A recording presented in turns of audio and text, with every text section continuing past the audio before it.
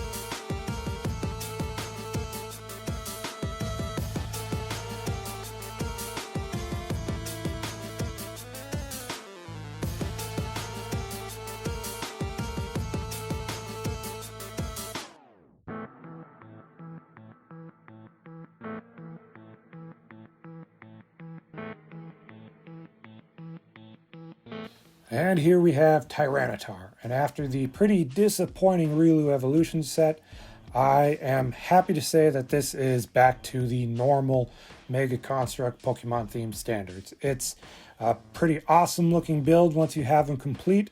It's a lot of complex instructions and buildings, so it's a little bit harder to put together, but like I said, afterwards, he looks great. I do kind of wish they would come up with something a little bit better for the hands. Just some kind of like movement would be great for like the claws. Had that same issue with the Charizard build that they've done.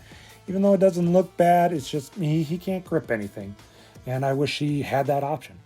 Otherwise, tail looks great. He's got some sufficient arm articulation.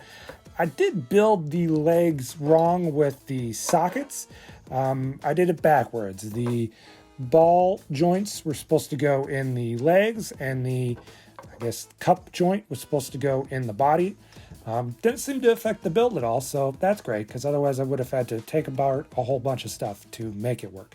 I had to consult my buddy Rob about what exactly this attack was, just because he's more knowledgeable as far as like what Pokemon movesets are.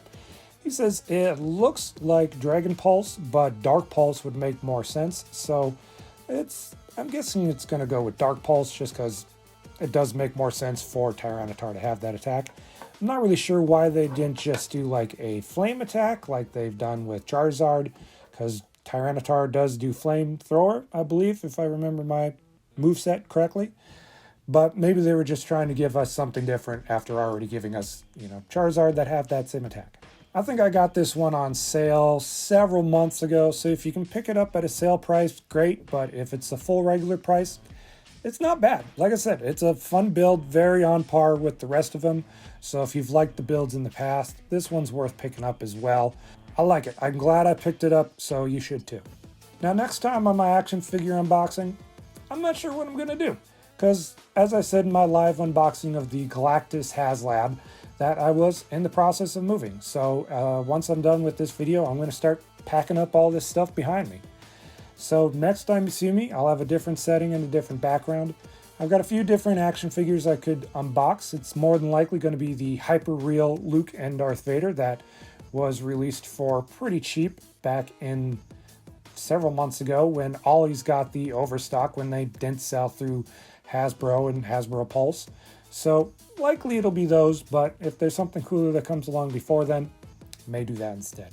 So yeah, might be a couple weeks before I get to that once the move process is done and I'm more settled in and see where work takes me. So until then, stay safe, happy holidays, and happy hunting.